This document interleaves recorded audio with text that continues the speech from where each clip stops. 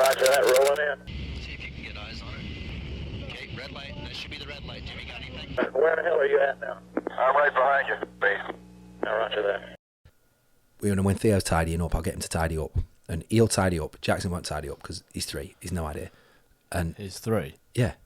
And He's not tidying up. no, he's not. No. He's not. He's eating Lego. Yeah. He's not putting it in a box. And Theo will be like, Jackson, you've got to tidy up with me. And it's like, if you spent half the time tidying up that you spend asking Jackson to do it, this will be done by now. And it's just saying to him, right, if you tidy up, this will happen. How does that flow through to adulthood? Because you see this in adults? Yeah.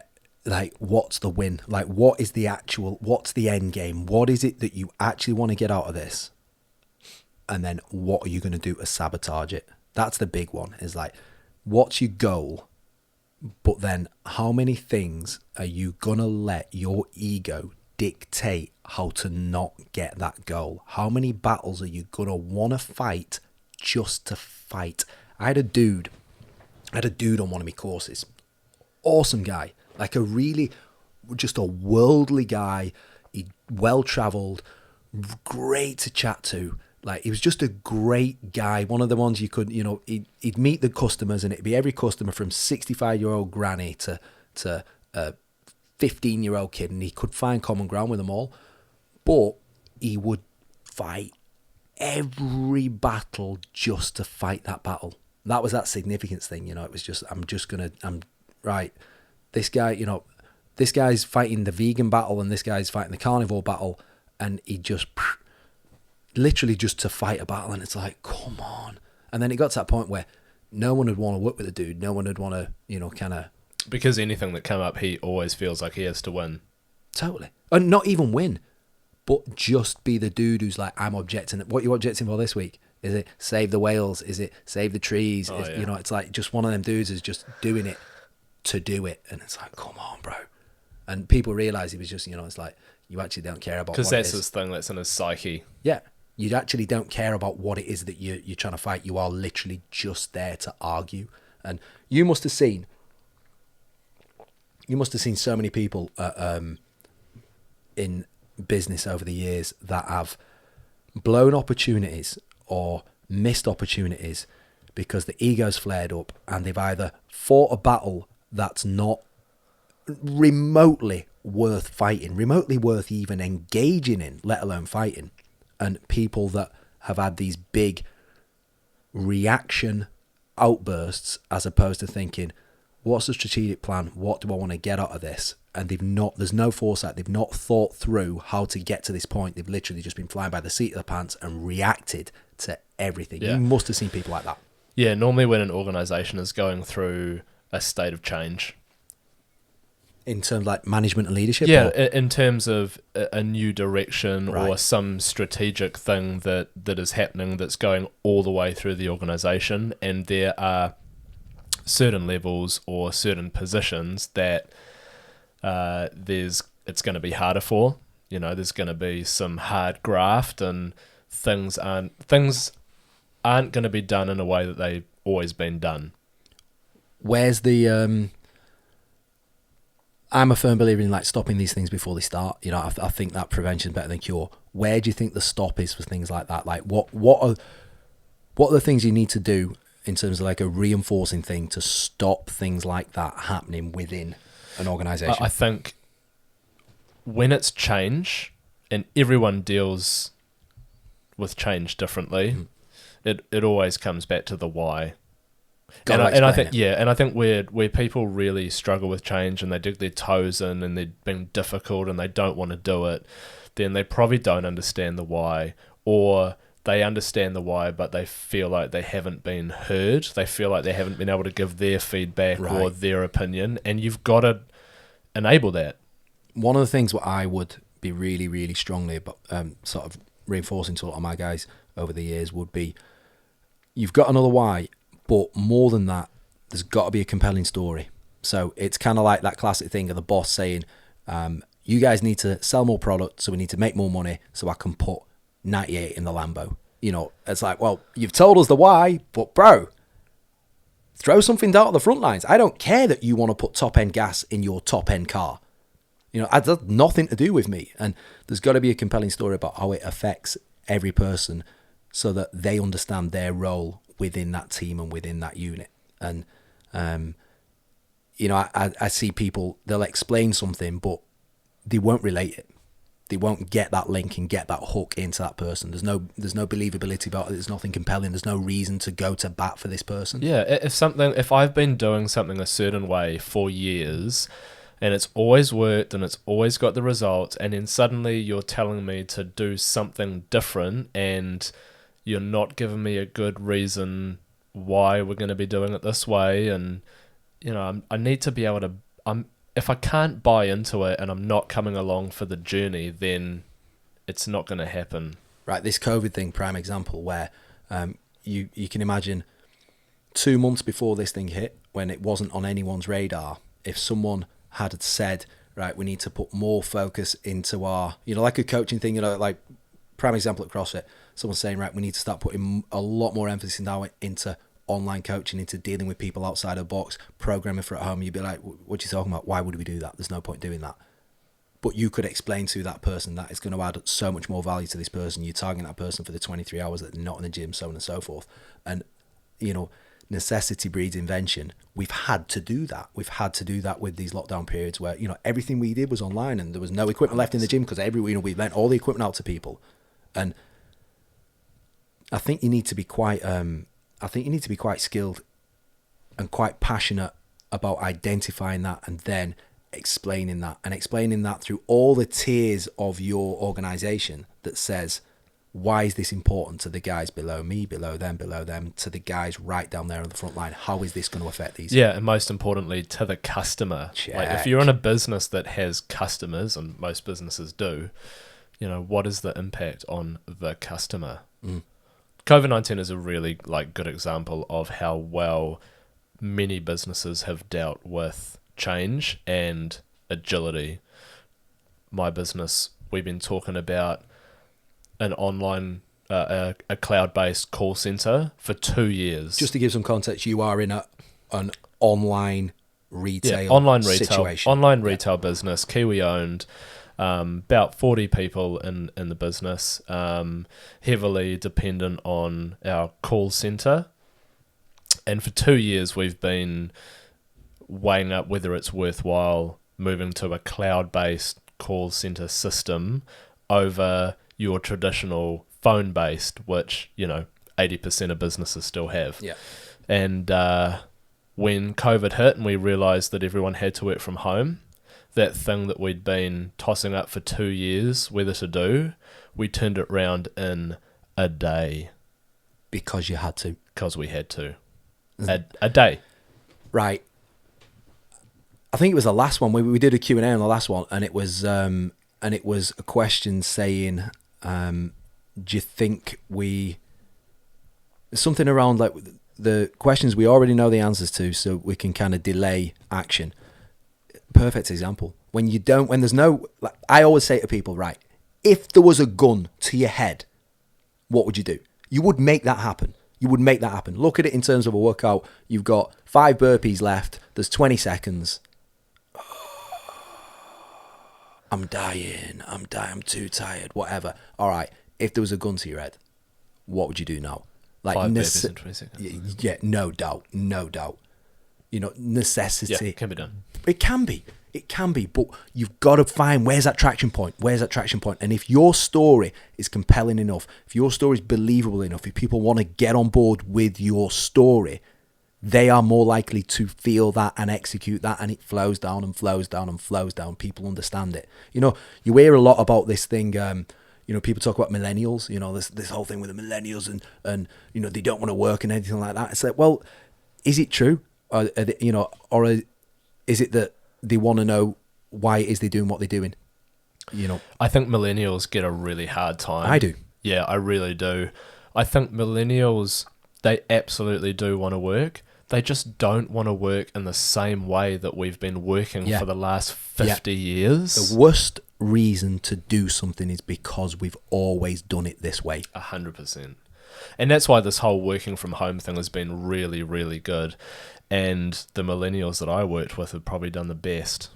We've got Because they've been given a little bit of rope, a little Yeah. bit of trust. They're managing their own time. They don't have a big whip over them telling them to take your break at this point. Not that we do that, No, but, but- you know what I mean, Yeah. right? Yeah. You know, I think they get pushed into a box and they've got to conform a certain way because we've done shit the same way for 50 years. and they're seeing 100 things years. done now, you know, the exposure that they've got to the social media world. They're seeing things now that's like, it's directly opposite to that. It's directly challenging that. Of course, they're going to want to know why it is. And if your answer is, we've always done it that way, Yep. it's like, you're going to not need a good better enough answer. anymore. You're going to need a better answer. And also, like, smart. You know, young people are smart. Yeah. You know, they're asking, they want to challenge why. Why are we doing it this way? One of the reasons that I we're need to moving facilities at understand. CrossFit is completely based on the teenage contingency that we've got down there, because we want it to be better for them guys. Like, they are such a big part of it, and they want to know why they do what they do. And we spend so much time explaining it. It's like, you know, it shouldn't be a hardship just because, you know, what's the problem with them? Well, the problem is that you actually don't want to explain it and you don't have an answer. And, you know, that compelling story is huge. And to kind of go back to what I was alluding to originally is just this idea of when people start to lose control emotionally, when they start to react to a situation, it's because they don't understand strategically where that situation's going, and they're not passionate enough about that situation. They don't understand their role in that situation or that plan to be able to fight off those things that say, right, lose your temper now, this is a red flag. Just, you know, they start blowing up at things. It's absolutely just tactical, right? I just want to win this little battle. I want to win this thing against this person now. Think big picture. Because, you know, I'm fully intent on the fact that when you solely set out to beat that one person instead of thinking of where the bigger picture is, nobody wins. One person loses more slowly. Nobody wins. And this, I'll give a kind of skydiving example with this now, because what COVID did was, I think, was it showed us what the actual extreme of something is. And this is why the skydiving examples and what I learned while I was doing that was so relevant, because it was life 500x. So it was every mistake you would make in life, you made it in the air 500 times faster with 500 times more consequence. That's why it was so relevant. So one of the things that I would be really strongly about briefing guys on is there was a particular skydiving level that they would do. And traditionally it'd been taught really badly. And it was where they'd been taught to turn in the sky. So they'd start to move around on axes instead of just kind of falling what we call down the tubes. They'd start to move left and right. And the old school guys would teach them to turn. And you look this way, like you're crossing the street. Look this way and turn. And it's the worst. It's a recipe for disaster. But why do we do it like that? Because we've always done it. And what you're trying to get them to do is bank the body. So one of the things that I was really, really conscious of is saying to these guys that I'm going to come in front of you. I'm going to give you a signal. And what I want to see first, for the first few seconds, is nothing. I want to see you, first of all, take a breath and not react. When I give you a signal to move left or to move right, the first thing you do is acknowledge me, literally, like in the air, non-verbals, roger that, take a breath, and then execute. And the guys that did that flew through it. The ones that didn't were the ones that as soon as I give the signal, move right or move left, would just react straight away, let the dog see the rabbit, whack. They would go to what was predetermined in them. They'd spin out of control. Tailspin. Yeah, and death spin. How do you get someone out of a death spin like that? You got You have to go and save them. Yeah, you got to get in there, and you know, and there's Otherwise, they just spin all the way until the ground. Yeah. Fuck. Yeah. It's a situation, and literally like the ground would stop them because they get to a certain point where they black out. But the point I'm making with that is I would say to these guys that this is going to happen. I'm going to let you go. You're in a really good position. You have the opportunity now in a good situation to make a good decision. But if you make a bad decision in a good situation, this thing goes sideways on you. You're now in a bad situation. What do you think the likelihood is of you making a good decision now? 0. And as soon as you're in that, because they made an emotional decision like, and then I've got to do something, And as soon as he'd done that, then they were just playing catch up. They were behind the game. They were chasing it, and they were just making bad decision after bad decision. Like someone who's got a business who's just throwing that. You see him on Dragon's Den all the time. I'm $200,000 in We've debt. talked about it before. Bro. Fail fast. Yeah. It's the biggest mistake I've seen with entrepreneurs, people starting businesses. The ego says, it's gonna work. Yeah. Keep going, keep going, keep going. In 5 years, it'll be worth $10 million. Like, if an idea doesn't take within the first year to 2 years, it's unlikely, unless you do something drastically different with it, that it's going to turn into the 10, 20, $30 million thing. Like, normally these things, they either work or they don't, and the whole fail fast is the most important thing, in my opinion. Check. But the ego fights you and says, nah. Yeah, I'm if gonna keep your going. playbook is, you open it up and it's a picture of Kevin Costner, saying, build it and they will come. If that's your playbook, right, you need a different play. You need something more. You need something more than that. And I've worked with some amazing people, and the one thing they've always had in common is they fail fast, and they don't have... everyone's got ego, but they've got the ability to say, it's actually not working, so let's just try this now. Yeah. Let's try this. Like that ability to subordinate your ego and to put this whole strategic thinking, to put the strategic plan, like, what is it that we're doing this for? Yeah. Does it matter how we get there? No, it doesn't. What are we doing it for? If your idea is better than mine, if you've got something that you can throw into this that's going to make us get there faster, cool. Am I intent on that? Am I intent on the strategic plan getting to the end state, or am I intent on getting my way? Yeah. And it's also about things being time bound. Yeah. You've got to put a timeline Yes. on things. Like, when do I expect this thing is going to work? And you can use it, you can apply it to anything in life, but, we're talking about business. My thing is going to do X by when. And I'm getting close to when. So if it's not working by when, what am I going to do differently, and when? Shag. I mean, we've given the box 2.5 years, and we've got to a point where now it's like, out of necessity, we have to move. We have to go into a bigger place, because it's got that way. And then we're saying to people, right, we're going to move. When you're going to move? We're going to be opening in 4 weeks. Are you going to be ready? Well, yeah, we're going to be ready. Yeah, Like, you will. because we have to be. Because we said this is when we're opening, so we have to be. And once you put that timestamp on it, that's realistic, but that's not so kind of vague that it gives you so much ground to be like, oh, do whatever. It's like, cool, you're gonna have to do it, and it doesn't matter how it gets done. To a point, it doesn't matter how it gets done. It doesn't matter, whether you do most of the work or I do most of the work or someone else comes in and does that. It's like, what is it we're trying to achieve? How is it that we're going to get there? And, these emotional flare-ups that people kind of get into based on it's not their idea. Yeah. Yeah, and there's also like a progress perfection. Like, you're going to open, it's not going to be perfect. No. There's going to be things that we thought, oh, this will work. They won't work. They won't work. 100%. But you still opened. Like, you still made enough progress that you opened and you're on your way. But just because it's not perfect, you're not going to throw the whole thing away and go, it that wasn't being perfect, said, so we just don't have a business anymore. Exactly. But we're taking 2.5 years of mistakes into it that we've identified. No, we shouldn't have done it like that in the original place. We've got a chance now to make that right and find another 2.5 years worth of mistakes.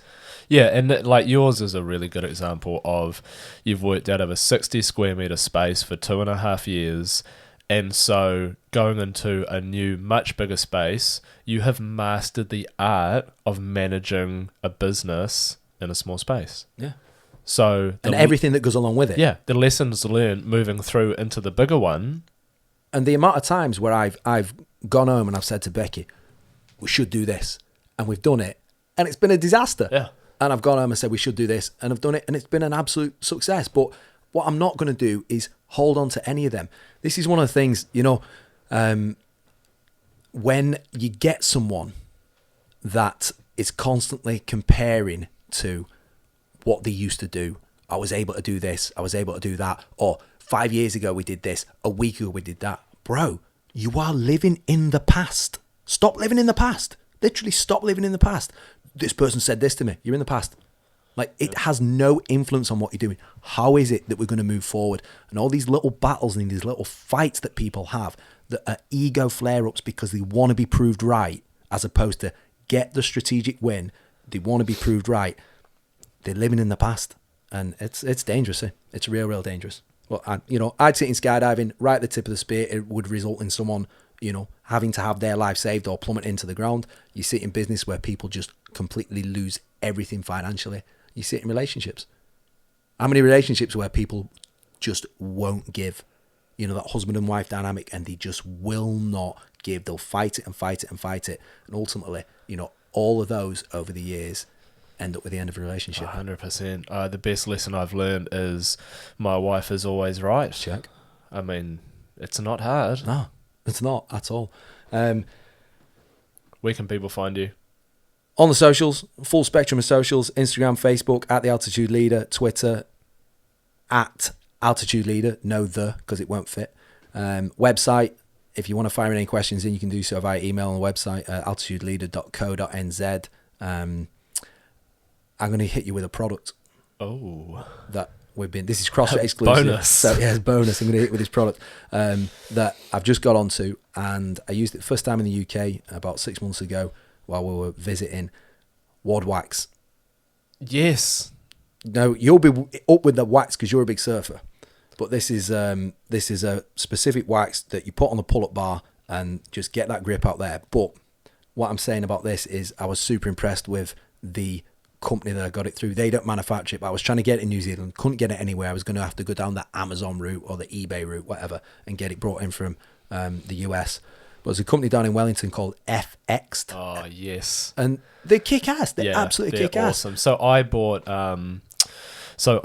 my jaw grips. So I've been so when I started doing CrossFit, I couldn't do a pull-up. Like I couldn't pull my own weight as a man over a bar. And what we're not saying with that is, I should be able to do this as a man. But look, it's an empowering thing. No, it just you should be able to do it. I'm a man who couldn't pull himself up and even do one or two. Get your ass over the bar. And anyway, so over the last 2 years, it's like I've become obsessed with being able to do pull-ups, and I learned how to kip, and now I can do butterfly pull-ups, which is amazing. And I love it. And of course, when you're doing pull-ups in high volume, it rips up your hands. So I did a lot of research on grips, and I tried quite a few different ones. And these jaw grips, they're thin, and you feel like they're not even on your hand. And I bought them from this great little business. I think they're based down in Wellington. They are in Wellington. And the service, fantastic. They arrived with a personalised note. Notes. So you got the note on the inside. Personalised note and a chocolate. And do you know what? What a great thing to open up that package and know that something's been packed with care. My name's on the note, and they've said, enjoy your new grips. Thanks for shopping with us. I'll tell you why, for me, why it's such a deal breaker, that is they don't have to do it. They don't have to take the time to write that note. They don't have to take the time to put that chocolate in there. They don't have to take the time to do that, but they do. Yep. They do what they don't have to just have a business. And that was kick-ass. FXD.co.nz. .nz, I think it is, yeah. So anything CrossFit paraphernalia-wise, I would hit them before I hit the big. Keep it local. Great people, great little selection. I'm just going to throw this one out now. As few words as possible. How long have you been waiting for your new Reebok Nanos? So I've been training the Nano 5s for 3. I've had them for 3 years, and I've been training like 5 days a week in them for 2. Big gripless now. They're gripless. They're like if I walk down a slippery piece of concrete, like I could running slide down a massive hill. There's no grip on them whatsoever. And I thought I saw the Nano 10s come out, and I thought I'm going to get those. And I bought them from Wildlife. And look, I work for an online business too, so I totally understand the pain. Where was the stinger in this? So they dispatched them within a few days, and they actually sent me a note to say, I'm really sorry how long it's taken to dispatch them. Great, like Wildlife are normally really good. but they've been sitting in Adelaide for I think 5 or 6 weeks now. No movement whatsoever. What did they ask you to do? They sent me an email and they said, please review your new shoes. And so I just sent them a photo of my foot with a sock on it and said, nah, it's still not here. Side disappointed Silver. Yeah, I know. I can't wait to get them though. But look, that just comes back to what we're saying there. Like, Disappointed where's the Silver. compelling story to get on board with that company that has no idea whether or not you've got your product? Whereas, that's it. You know, like normally that's a deal breaker for me. Normally great, but for whatever reason, their system says, we think after 5 weeks you've received your thing, so we're randomly going to send you an email to ask you for a review instead of making sure the tracking says I've delivered it. Check. And that's the difference. So no, I still haven't received my shoes. They're still in Australia. At time of going my to press. $200 shoes. They will arrive at some point, and I'll keep rocking my Nano 5s until that date. So, message for everyone there: look after your people. Your people will look after you. Yep, 100%. Wrap. Boom.